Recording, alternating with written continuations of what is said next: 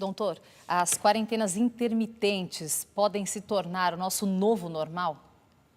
Espero que não, sinceramente, porque a desorganização social e econômica decorrente desse processo talvez seja ainda mais penoso do que o que nós estamos vivendo.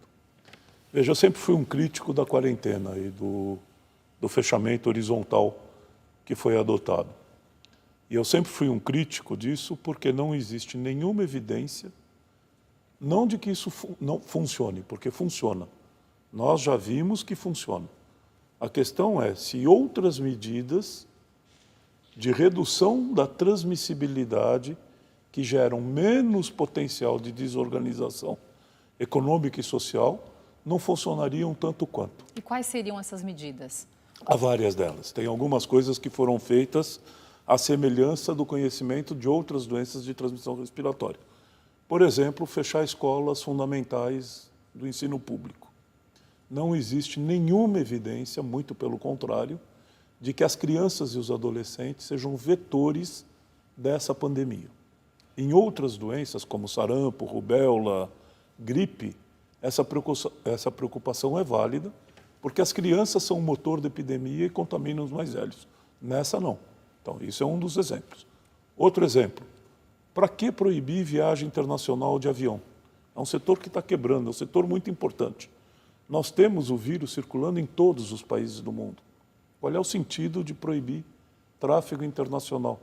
É muito melhor você fazer uma prevenção com detecção de casos possíveis no embarque ou no momento da viagem e bloquear esses passageiros, mas não o setor inteiro. Outra coisa, posso falar um pouquinho mais? Claro, pode sim. Aonde ocorre a aglomeração de pessoas numa cidade como São Paulo? A principal delas é o transporte público. Como que a gente pode retomar a atividade econômica e não gerar as filas de aglomeração no transporte público? Nós poderíamos propor um escalonamento do horário de abertura e fechamento dos vários entes de atores econômicos e de escola.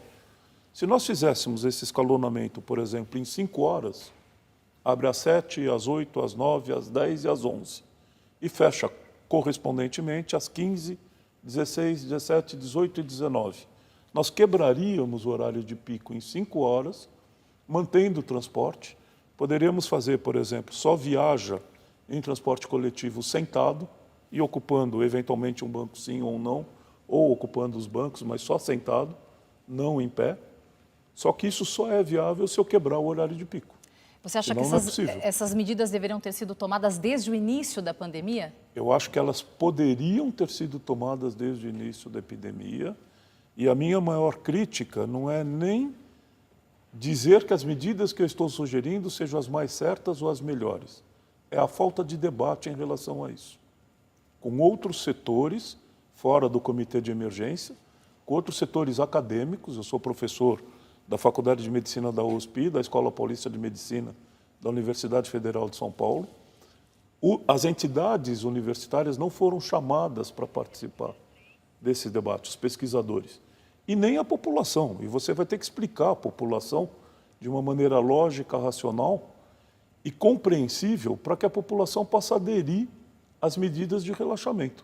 Eu não estou vendo isso. E anunciar no dia 8, para liberar eventualmente no dia 10 ou dia 11, acho que a comunicação não vai ser tão clara assim. O governador do Maranhão, o Dino, dizer que vai fazer lockdown, o Flávio Dino, que vai fazer lockdown.